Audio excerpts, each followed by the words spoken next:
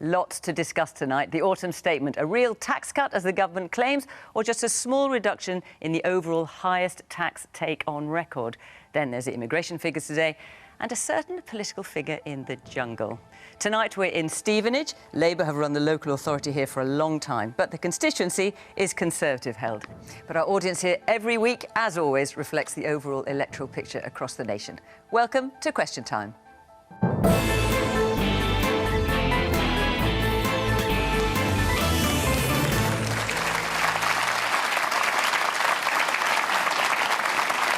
The government, Andrew Griffith was made Science, Innovation and Tech Minister just over a week ago.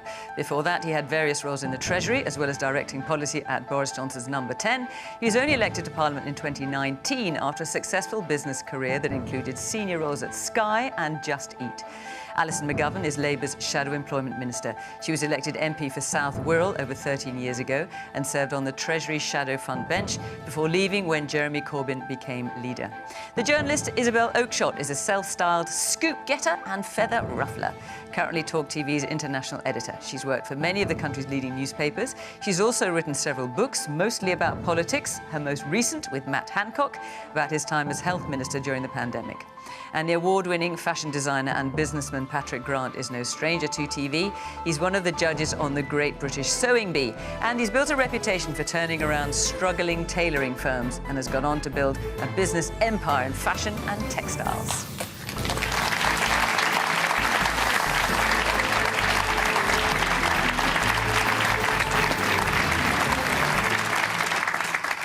Good evening, welcome to our panel, welcome to our audience here at Stevenage. Great to see you, and of course welcome to you at home. You can watch or listen to the programme at a time of your choosing on the iPlayer or on BBC Sounds as you wish, and you can of course join in the debate on social media as well.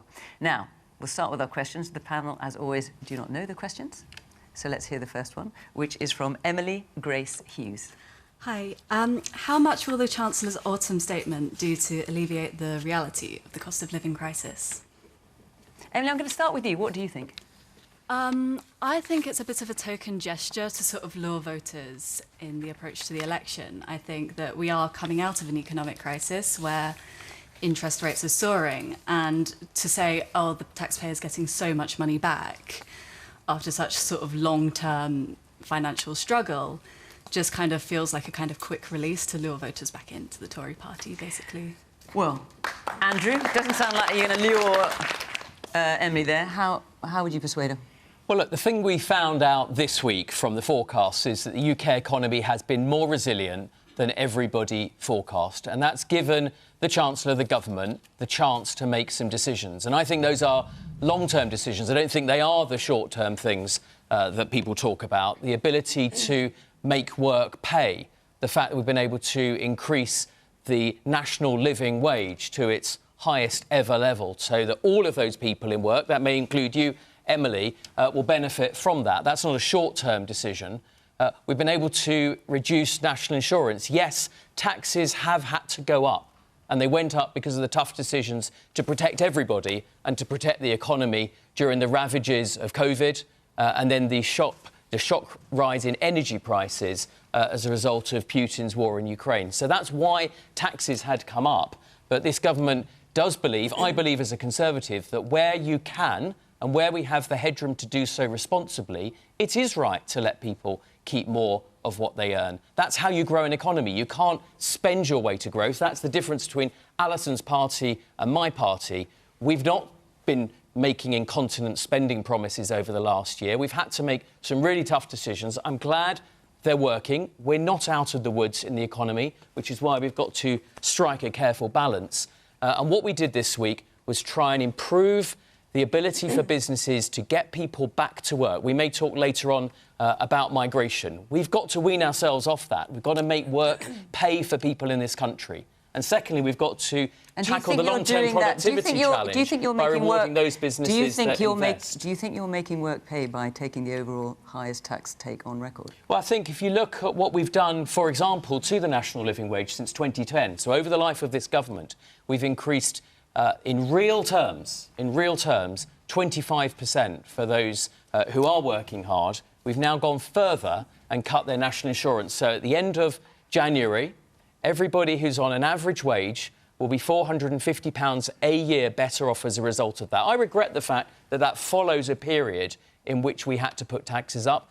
And I think, actually, most people understand why that was the case, because we put in £400 billion during COVID to protect the economy and to mean that we do have the growth opportunities that we've got today. The growth opportunities I saw here earlier. Okay. I think earlier when I went Andrew, I think I'm only going to interrupt. I'm only going to interrupt. Forgive me, because as you're speaking, hands are shooting up all over the place. So keep them up. I will come to you, Alison. Let me let you get a word in first. I'm going to try and be quick because those hands have been going up. I mean, look, the difference between our parties is the record. And we have seen today that this Parliament will, in fact, be the first where incomes are lower at the end of it than they were at the beginning. And I think that that is a shocking record. I think you don't... I mean, we can pore over the data that we got from Treasury and OBR this week. But I know in my own constituency, the food banks that were once just about the odd emergency food parcel here and there are now part of the fabric of our society. And I don't think that that's right. I think charitable efforts should be an extra rather than something that people are relying on to get by. And I think that... Thank you. And I think that in terms of making work pay, it's been a disaster. The government's own review found that only 1 in 6 people on low pay ever really leave it. So we're not helping people move on and move up in work, which is a massive problem, and that's got to change. But I think the evidence of the last 13 years is all around us, and there was nothing this week that I heard from the Tories that that's about to change. Faster than Germany over the last 13 years. Let's hear a bit from us. There's lots of hands up, and I want to hear from some. Yes, the woman here in the black and grey top. The National Insurance Class 2, that they've basically said that they'd stop paying, we have to pay. That's for the self-employed? For the self-employed. I'm self-employed. But £3.45 a week is nothing. It's £180 a year. Me, personally, I don't think that's particularly high. I'd much prefer it to have gone to the NHS, personally. I mean, it's a waste of legislation. It's £180 per person. It's ridiculous. OK, and there's a woman right at the back. Can't quite see with... yes, OK. Yes, you in the yellow top. How is raising the minimum wage, which actually the government doesn't pay, business has to pay, help businesses? Patrick, I'm going to come to you for that in a minute. Yes, and there's a woman on the other side with their hand up, yeah. Making work pay, it's a lie. I work in a public sector job. I earn just above minimum wage, and yet I rely on a universal credit top-up to be able to pay my bills. The £400 you say I'm going to be getting back from the national insurance cut is a third of what I rely on from the universal credit payments across the year. So you're not helping me at all. And you're just telling lies to make yourself feel better. You're not helping. So it's helping you a bit, but not enough. It's not helping me enough. It's not going to make any difference at all to me being able to pay my bills over a year. And you say you work in the public sector. What job do you do, if you don't mind me asking? I work for the council. You work for the council. OK, and there's a man just a little bit further down with the glasses on there, yeah. £20 billion from the public sector funding is what is being lost. So I also work in the public sector within the health service, and the ability for the health service to make use of that funds has just been stripped away, and I think it's inappropriate and untimely. OK. Isabel. Look, this autumn statement was an absolute con. You should not be deceived by the load of spin that we've just heard there. The statement purports to be helping working people, but actually for every pound that you're getting back under these so-called tax cuts, the Chancellor has taken £4. So when you study the small print, it's actually much worse for working people. You have dragged 4 million more people into the 20% tax rate. Those are working people, the type of people that you want to continue in their jobs and for whom you want work to pay. At the same time, you've put up benefits by 7%. That's net of tax. Again, that makes benefits more attractive. It purports to be a budget for businesses, a pro-business budget, and yet you've put up corporation tax from 19 to 25. How can that possibly be a pro-business budget? Well, none of those things, Isabel, are things that we announced this week. But they are still true, aren't they? What we'd had to do, and people will make their own mind up, but what we had to do as a result of the unprecedented level of public spending, right, that we made during COVID, and then after the energy bills went up, people talked about the cost of living. £3,300, half of everybody's energy bill, is what the UK government has paid last winter and the winter before. Now, that had to be paid for, and I think people understand that. So, if you didn't take so much in tax, they might be able to pay for it themselves. And at the spring budget, when there wasn't headroom, we had to make those tough and difficult decisions, and that's how we managed to bear down on inflation. The forecast that came out this week said that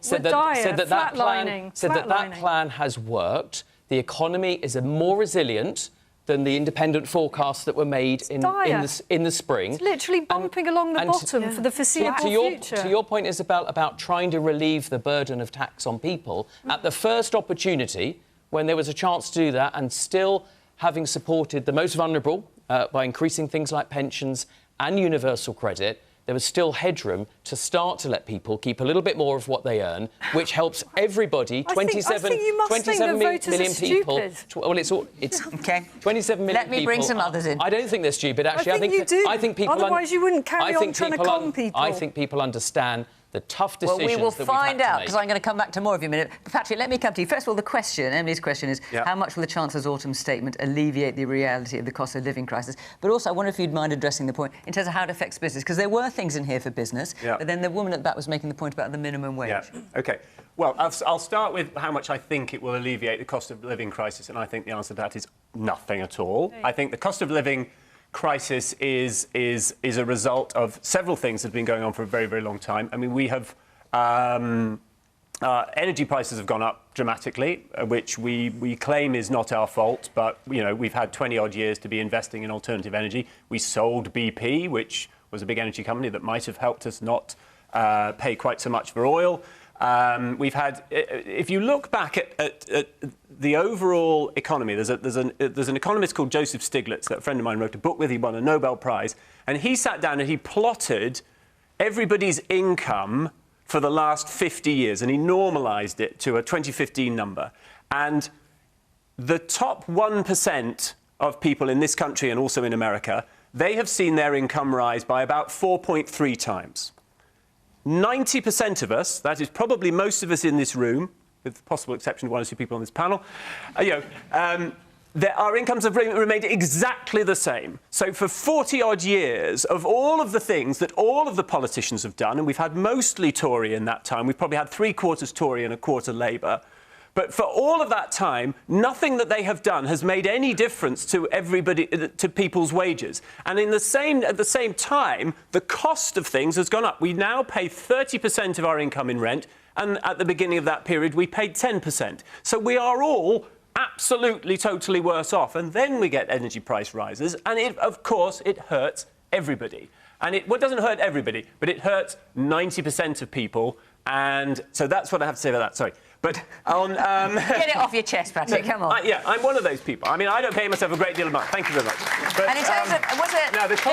there were things for business in this autumn statement. Did you welcome some of those? Well, the minimum wage is a really, really tricky thing. In principle, I am absolutely behind a minimum wage, but I think the difficulty we face at the moment is minimum wage is going to have to be borne by companies, as the lady rightly pointed out.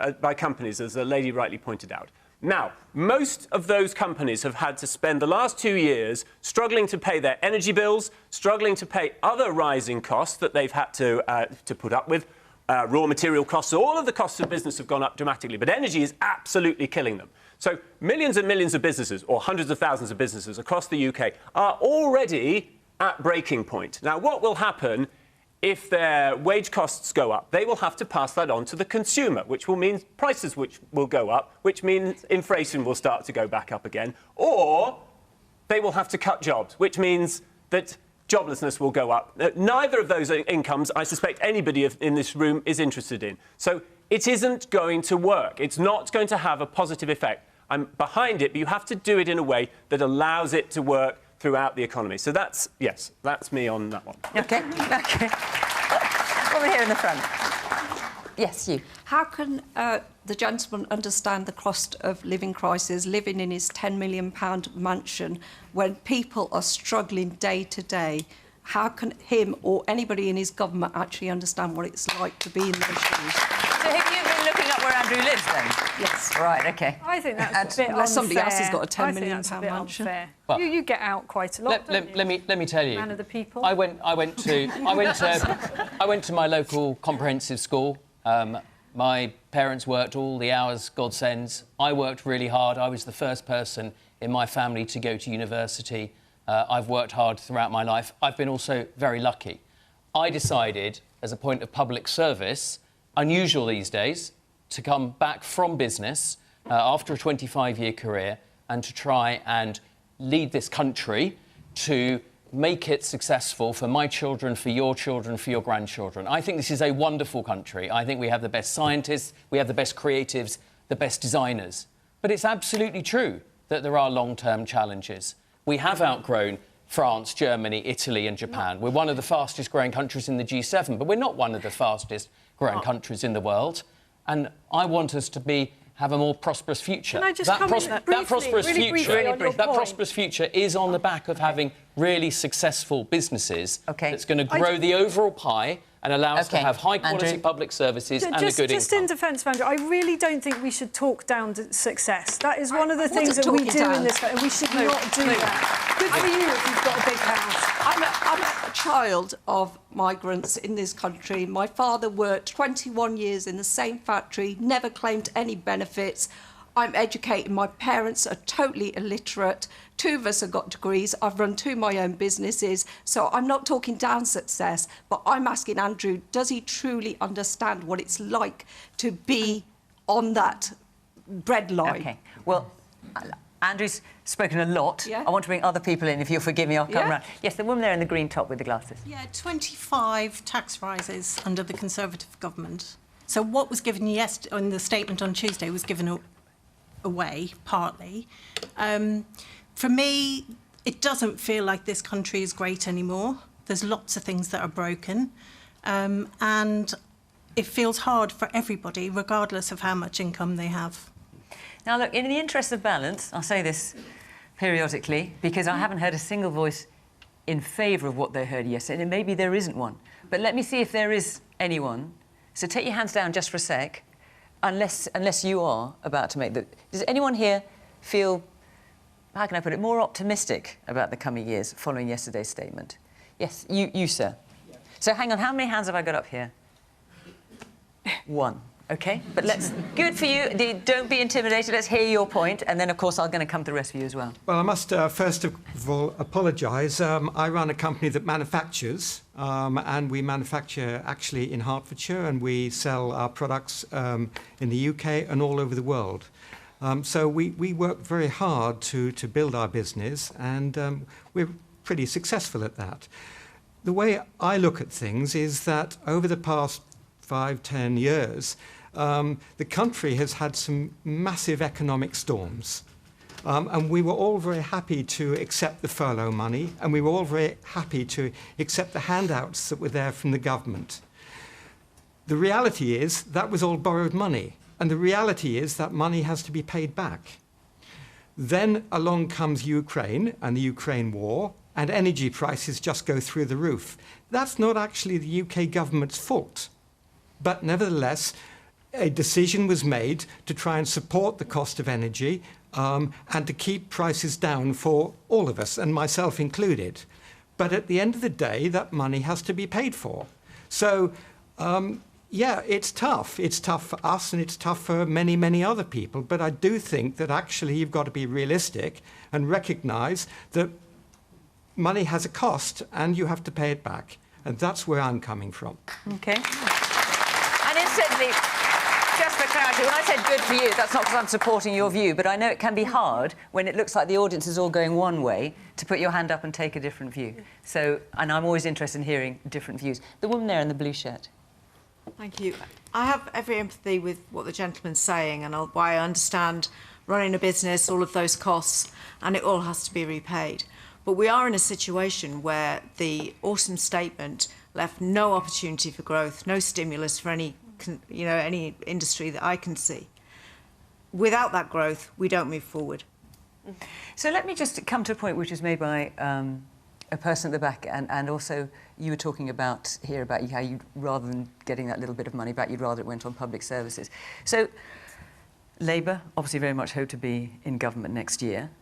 Keir Starmer trying very hard to look prime ministerial. One of the things that has come out of the budget, out of the statement rather, that we saw yesterday was a squeeze on public spending, a big squeeze on public spending. What should Labour get into government this year? What will you do about that? How will you find money for public services? Well, it's exactly the point that you can't have a strong economy without strong public services.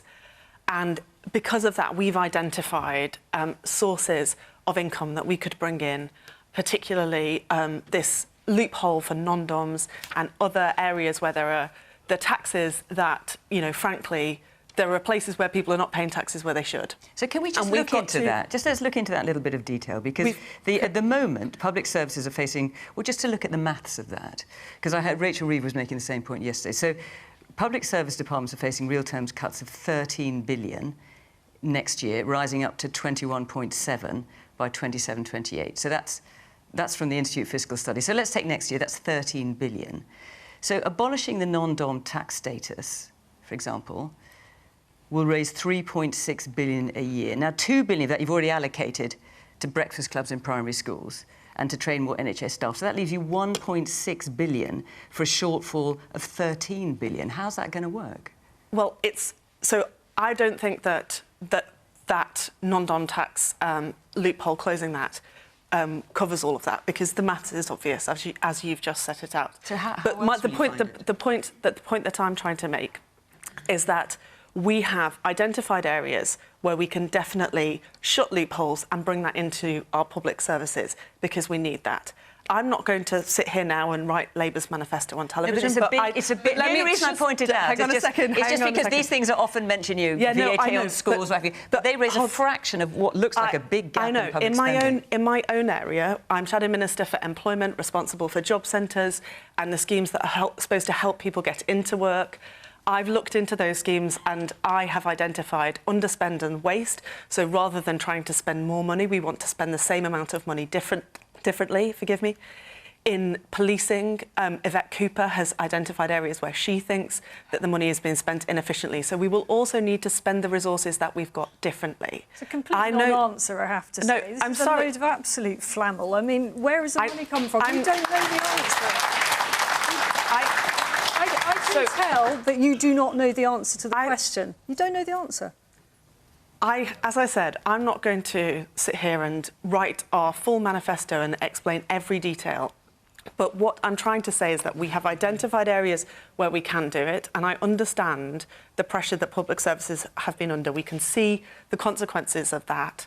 But I don't think, we've had 13 years of Tory government. This is the result. What we're trying to do as a responsible opposition is to, piece by piece, identify where we can bring resources in that are much needed for public services. But when Andrew says, the difference is that we want, just lavish public spending, that is not the case. Judge political parties on their record. And at the end of the last Labour government, we had achieved great things on waiting lists and in our schools and had real successes. And at the end of this 13 and a half years now, we've got a situation where people are less well off than they were before, which has never happened in a parliament before, and our public realm is absolutely crumbling. And that is the truth about the record. OK, I'm going to... sticking with the autumn statement, I'm just going to take another question from Catherine Hughes. Catherine, where are you?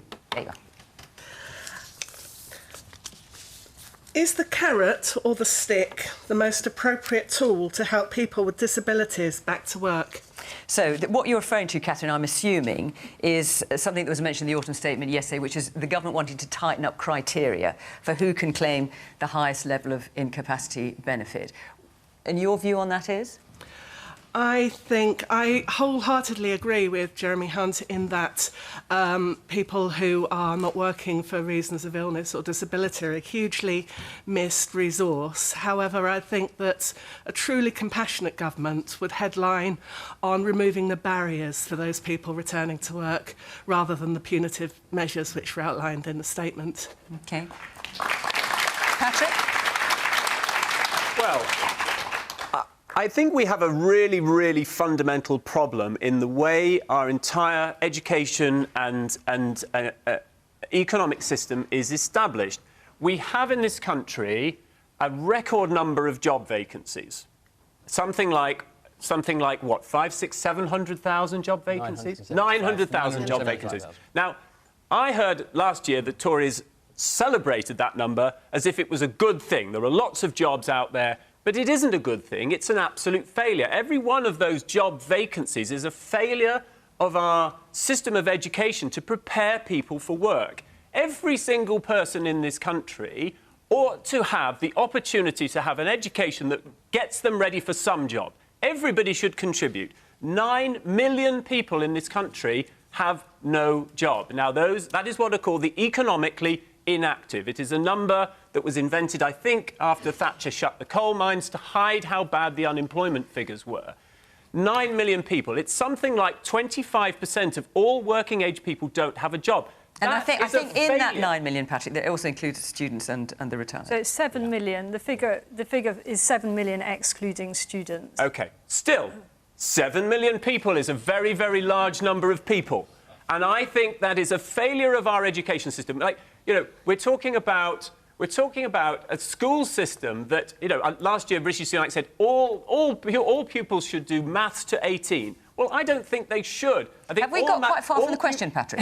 Sorry. But so the question is the carrot or stick the most... Well, forgive me, Patrick, because honestly, we're on a roll with you. I mean, it's fascinating. Sorry, but I'm just thinking, is the carrot or stick the most appropriate tool to help people with disabilities back to work? The That's point the question. is everybody should have an opportunity to work. That's my point is everybody should have an opportunity to work. We should help them all back to work by educating them, and if they've got past school age, you know, every bit of help we should do, because every person who is not working is a wasted opportunity for them personally and for us as I think the question is about how you get them back there. Isabel? I mean, I didn't hear that much of a stick. Maybe I'm just very hard line on this, but what I heard is that people would have 2 years in which they would be fully supported to get a job. And I don't think it's good for people to be out of work. It's not good for their morale. And I think that people on disability benefits and sick pay are an enormous untapped resource, and it is better for them if they can work. Please, let's get them into work. And I don't think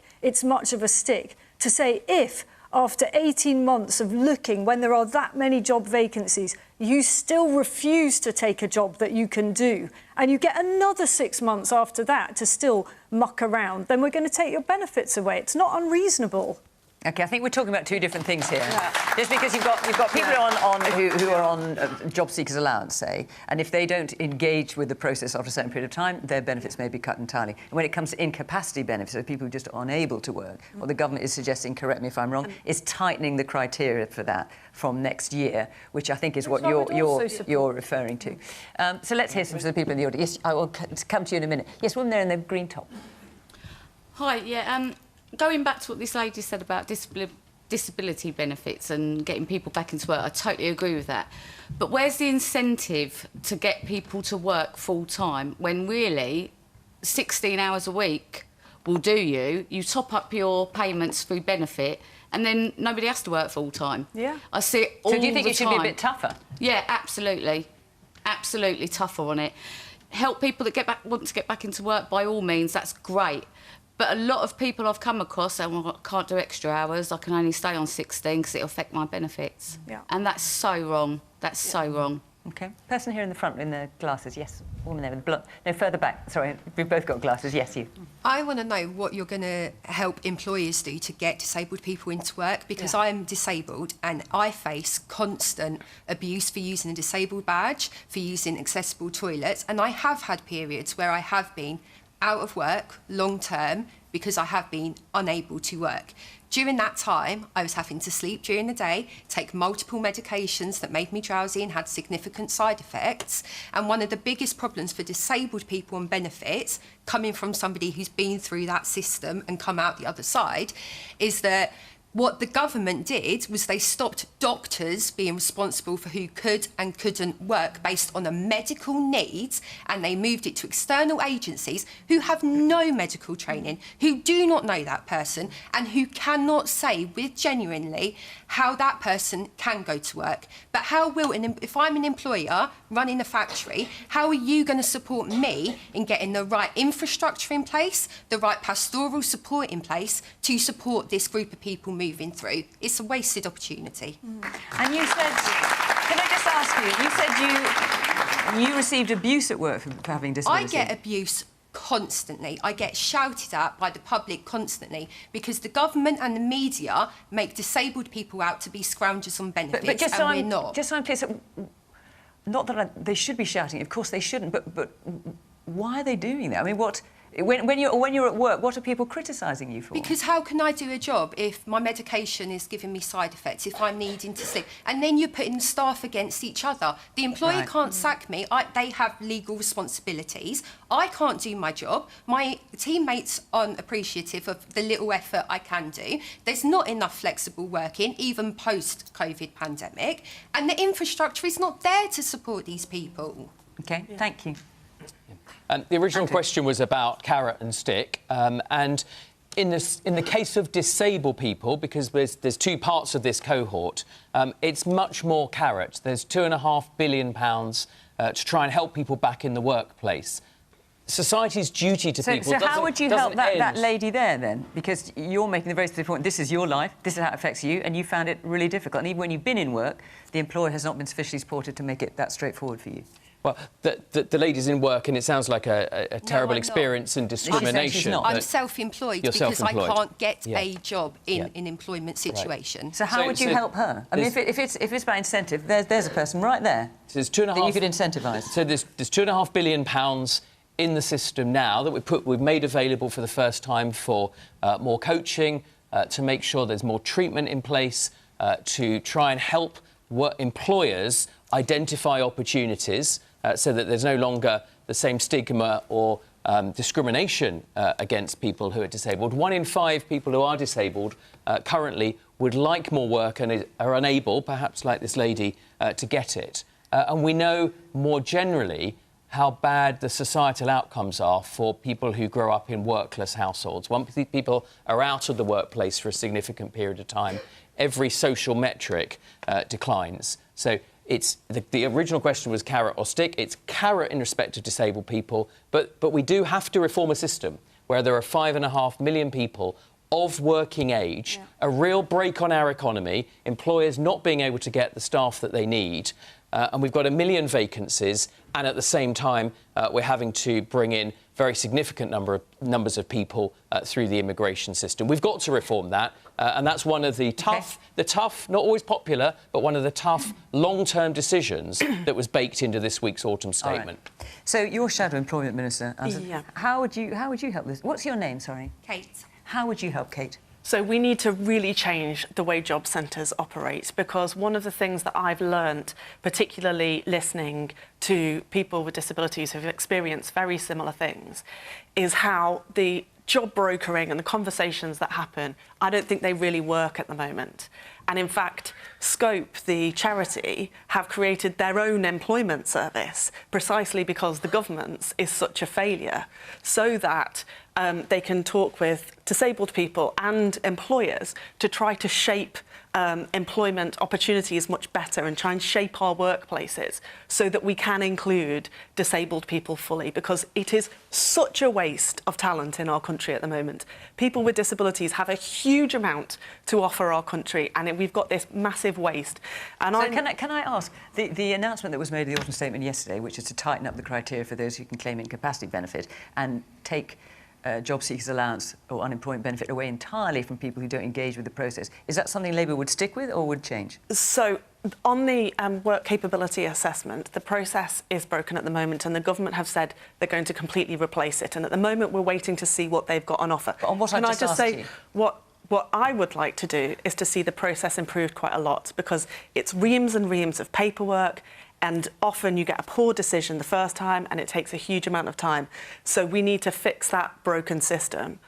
There have always been, for people who are out of work, there have always been conditions in our system, right? So I know, so I'm asking, would you keep the conditions that the government introduced yesterday? So on the issue of, they've floated this idea of, cutting people off and having a knock-on impact on NHS prescriptions and things like that. Well, their policy is, I mean, I'll keep saying the same thing, but what they're suggesting, I'll just ask you one thing, because then I must bring this up. Very specifically then, on the policy idea that if you're looking for a job, not if you're on an incapacity benefit, you're looking for a job, you're on job seekers allowance, and if you don't engage with the process after a certain period of time, your benefit will be taken away entirely. Would Labour stick with that? No, I want to see what they're saying and how it's practicable first, and we haven't had those details. So but from what I've heard, I don't like it. But the thing that I would say on this briefly, because I must let. Perhaps if I might just be able to speak, the point about the way the system works is you should have to engage. Of course you should. You should have to engage with it. And there's always been consequences. But there's responsibilities on both sides, right? So if you've got a responsibility to go in and talk to your work coach, they've got a responsibility to offer you real help. And I would say most people go in and talk to work coaches who are trying to do a good job, hamstrung by the government, because they've run down technical education. I'm still not clear. Do you like the policy or not? Yes, we do have a policy. I'm explaining it.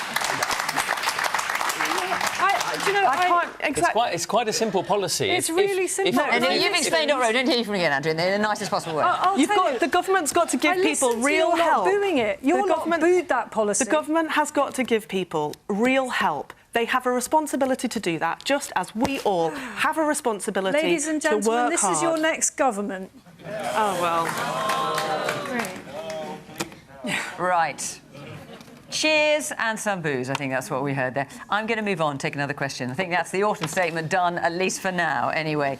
Let me tell you that Question Time is in Doncaster next week, and we've got some of the people on the panel already. So we have Andrew Neil, the comedian Zoe Lyons, and Esther McVeigh, also known, or briefed out from Number 10 anyway, as the new Minister for Common Sense.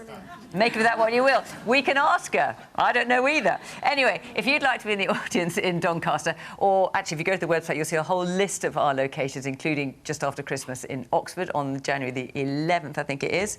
Go to the website, follow the instructions there, and come and be part of our audience. Come and join in. We'd love to see you. OK, another question now from Poppy. Poppy Gervin, where? Ah, there you are. Thank you. With last year's net migration figures at an all-time high, is it time for the government to admit the system is broken? Right, so the last year's figures have been revised quite significantly up to 750,000. The figures for this year are a little bit down from that, 607,000. But there's, 672,000, but there's quite a big margin of error. Yeah. So it might be revised up again next year, or it might, in fact, be revised down. It's impossible, really, at this moment to say. Isabel? Look, I think these figures are an absolute catastrophe for the government. I think they're a catastrophe for this country. We are basically importing 750,000 people a year at a time when we have got all these people on out-of-work benefits, many of whom would like to be able to take jobs. We do not need to be importing this many people. And if you are going to import 750,000 people a year, you have got to build the infrastructure to go with it. You can't have mass immigration and not actually have the schools, the hospitals, the GP surgeries, the homes and the roads to support those people. So the impact of that is that the standard of living for everybody goes down. We've all seen the impact on public services, and this is a government that has time and again told us that it is going to bring down net migration, and has time and again done the absolute precise opposite. They have presided over mass migration. You have basically presided over open borders. You are letting people still coming in, despite your stop the boats mantra. Every single week, more people come in. What would you like to see migration? I would like to see net zero migration. Zero migration? Net zero, because I don't think we need any more people. So when you have situations like when you have the National Farmers... Well, when you have the National Farmers Union, for example, saying we need people to come in and pick the crops because there aren't enough people who live in this country who want to do it. Well, they may not want to do it, but there are plenty of people who are capable of doing it. But when there was a scheme to try and get people to do it, hardly any British people have... Well, that comes back to our question before about whether we're incentivising people to take jobs. And as for... So you think we're making it too easy for them not to do it? Is that your point? Of course we need to have the brightest and best people here. I'm all in favour of that. You know, the NHS heavily relies on immigration, on brilliant doctors and nurses and other healthcare professionals. We need those at the moment. Why? Because we're not actually paying our own healthcare professionals well enough or looking after them well enough to stick with the NHS themselves. Patrick, with last year's net migration figures at an all-time high, is it time for the government to admit the system is broken?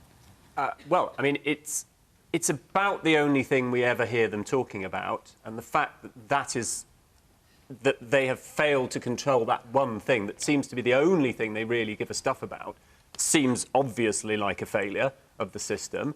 It is...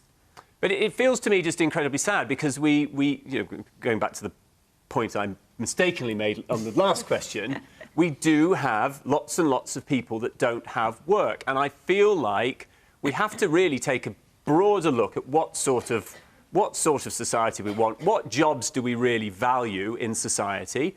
You know, we pay certain people lots of money for doing jobs that seem very easy, and we pay people very little for jobs that seem incredibly difficult. Why are nurses paid so little? Why, you know, what do we as a society value in the jobs that are available? Because if we paid more, then more people would want to do them. But we've got to give people a chance to you know, of an education that allows them to enter into these workplaces. Because at the moment we seem to be obsessed with preparing people for a life that goes, you know, university, A-levels, university, some sort of job. But it feels like we are letting down a very huge part of you know, young people by having an education system that doesn't give them broad stuff. You know, we're missing... You know, we're hundreds of thousands of plumbers and carpenters and builders short. Why are we not teaching plumbing and carpentry at school? Why, you know, where is... OK. Let's hear from the man there in the grey shirt and the glasses. I think there needs to be a bit of a paradigm shift in terms of what people accept as an appropriate job for them to be doing within the country as a whole. But over and above that, coming back to the point that Isabel raised about the 672,000, 121,000 of those have been people who have been employed by the NHS. There are no people suitable to fill those roles at this point in time. So to turn around and say it's not appropriate to be bringing individuals in... I didn't say that, though, did I? I actually said quite the opposite of that. I said that... Net zero, you said. Yeah, but that's... Yeah, it doesn't mean nobody comes in. It means you balance how many come in with how many who go out. But in a situation where you don't have the people able to do the job, you obviously have to get them in. Okay. So the fact that the numbers are increasing... That's fine, as long as... I mean, every year lots of people leave the country as well, probably for good reason. OK, thank you. The woman there, yes, in the same room. Yeah. I just really think that the kind of narrative around immigration is an absolute disgrace, to be honest. And it's embarrassing the way these people come here. They've been through, you know, a hellish ordeal, and... Well, also, a lot of this is legal migration. Yes, students, people coming here to work, that kind of thing. But it's the treatment. I don't know why anybody would want to come here. It's the treatment of people is terrible. What, of legal migrants? You're saying? No, not of legal. Of but this asylum seekers. We're not talking about asylum seekers. Yeah. All right, the man there with the white shirt and the dark jacket. Yeah. Yeah, I think a lot of it's to do with the culture of the people in the UK. I don't feel like a lot of people in the UK want to work, and then they don't want to work hard. So these jobs are left vacant. You know, a minimum wage job is just not majority of the time going to be filled by a UK-born person. And that's what I tend to find. And it's not about education. I think you can have many more educated people, but it's filling those lower roles and then building that up, and also experience as well. You don't tend to find that much anymore. And can I ask, are you an employer? Are you coming from that perspective? No, I'm employed. But Right. I'm talking at the point as well of just general people that I find working at the same level. Not a lot of people are proud of the work that they put out, you know? And it's hard to find as an employer as well, I empathise. It's hard to find people that want to do the job properly. OK. And the woman there in the red and black top. Hi there. I'd like to agree with the comments that I just heard, actually. I'm a Canadian Brit, and I think I'd like to ask all of the panel, as long as we have a first class and a second class stamp, we're going to have this problem. Why don't we have next day delivery and 2-day delivery? It's Hang a on, totally paradigm lost me there. Just for... OK, hang on a minute. You might need to explain what has that got to do with it? Because I'm saying that we need need a mindset change about what jobs we're prepared to do. And the gentleman said we have people that don't want to do certain things and do want to do it, because we're sending children off to university. I've got 3 of them myself, and they come out with these expectations of what I can do. We've all got to do jobs from the bottom up. Do you know what I mean? It's an attitude. So you're talking about first and second class stamps as a metaphor. Exactly. I'm with you. OK. Exactly. Everyone's supposed to go, oh, right, OK. I thought we were going to talk about posties. So, Alison. Yeah, I mean, I've got lots of hard-working posties in my constituency. So we're talking about migration figures, and Keir Starmer has said that these figures are shocking, and they're shockingly high. It's a failure.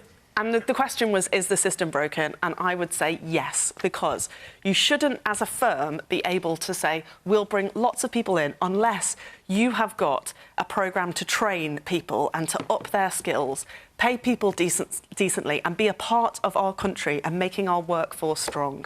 I think we've got to connect this to what we're doing on technical skills. And a couple of people have mentioned going to university or whatever. And I think, you know, whatever the institution you're in, we've got to really value technical skills. Actually, I know lots of people that I represent who work at minimum wage or nearly minimum wage, and they work really, really hard, and they deserve respect for it. Particularly, you know, care workers, for example, often, in my opinion, don't get paid what they're worth. So we've got to change that. So for me, this goes hand in hand with saying to employers, look, we've got to have a partnership here, and your bit of the partnership has got to be skills training and doing that properly. And the government has got to say, OK, we'll run job centres properly.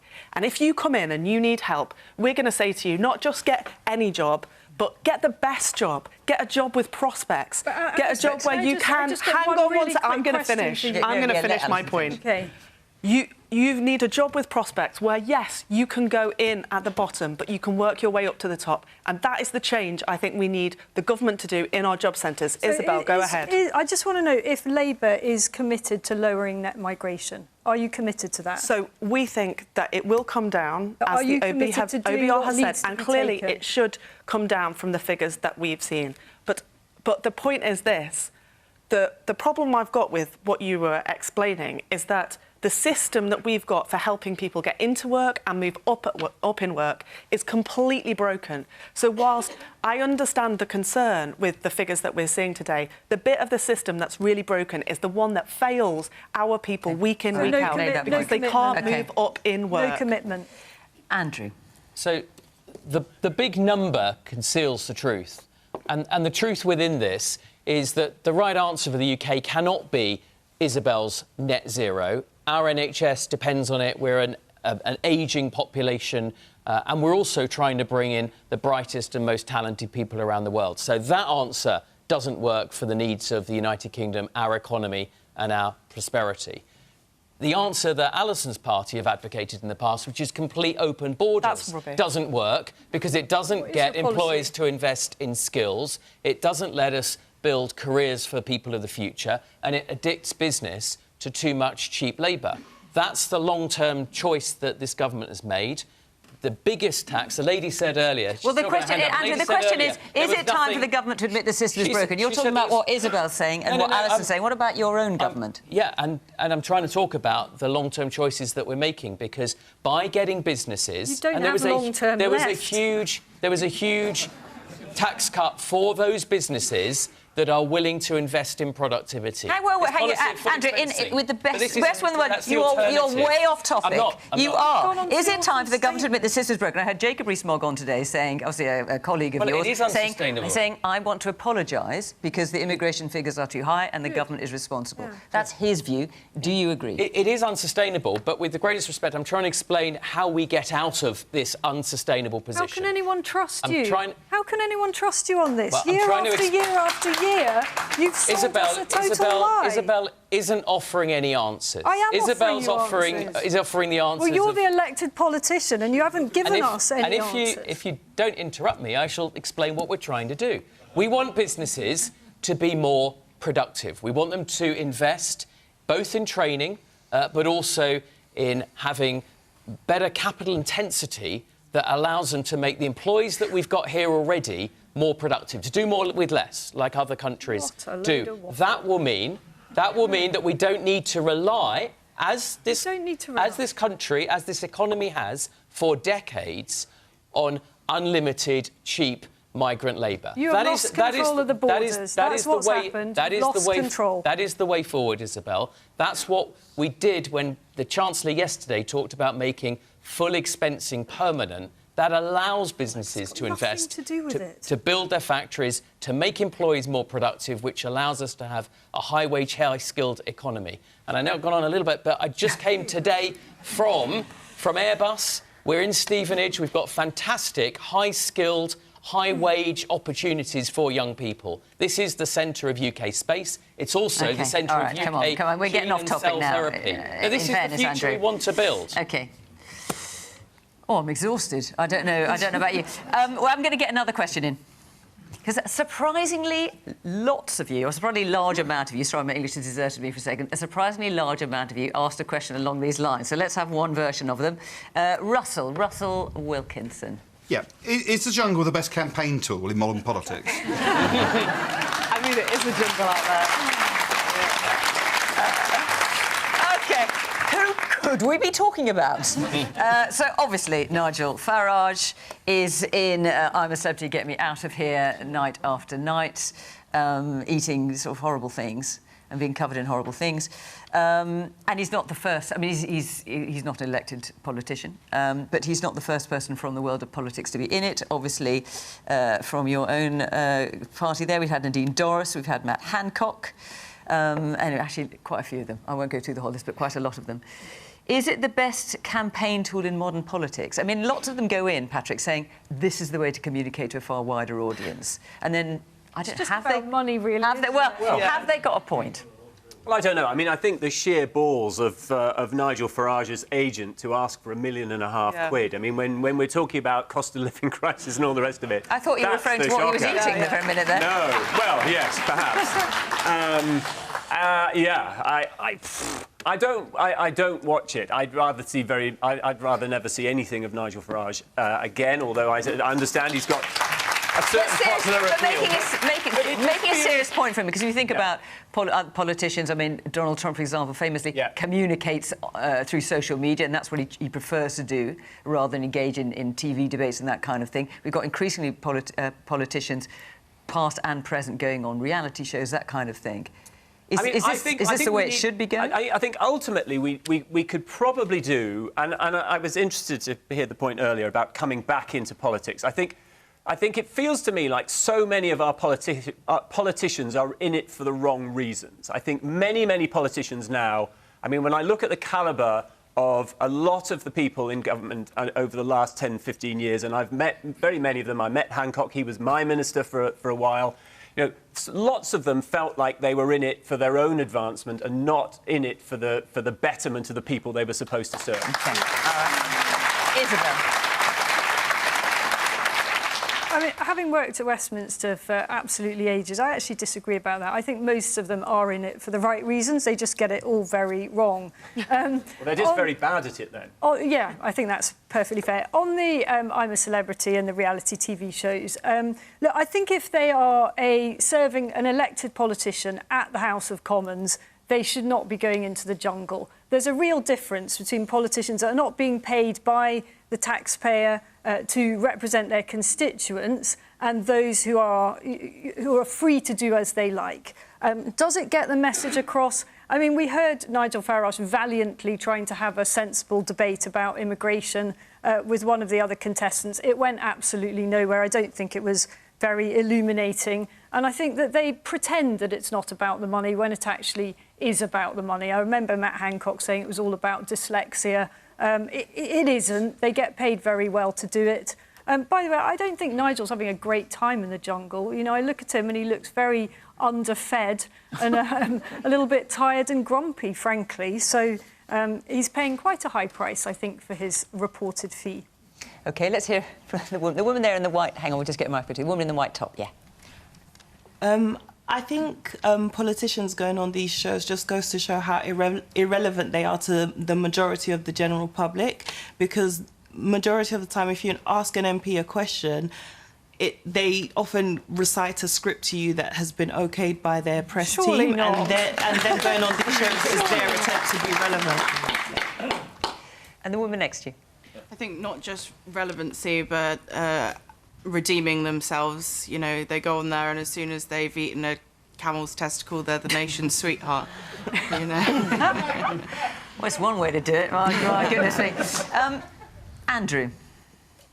I can think of some people I'd like to send to a jungle. Oh, well, do let's hear. What, from your own party? An option to allow. No, look, I think that, first of all, the right forum, actually, to have debates about these really important matters is the sort of thing we're doing here tonight. And actually, it's the sort of thing that members of Parliament, for all that they get pilloried and all that sometimes people just see the very tip of the pyramid. I'm a newbie to the SW1 postcode. We all think it's about Prime Minister's Question Time, which is 25 minutes of the week, and no one sees the vast iceberg underneath where people are working through the detail, collaboratively, trying to do the right thing, trying to bring data and judgment to it, and then going back to their constituency and having incredibly intense and profound experiences every week in their surgeries to help local people. I actually think that's the system we've got, and if anything, I honestly think as somebody who's come to it afresh, that we don't value that enough, because we really do have a good system where generally politicians are very, very well connected with the people they represent. Alison. I don't think I've agreed with anything that Isabel has said this evening, apart from what she just said then, that I think it's about the money as reported. Is it a good campaign tool? Well, I've worked on lots of elections.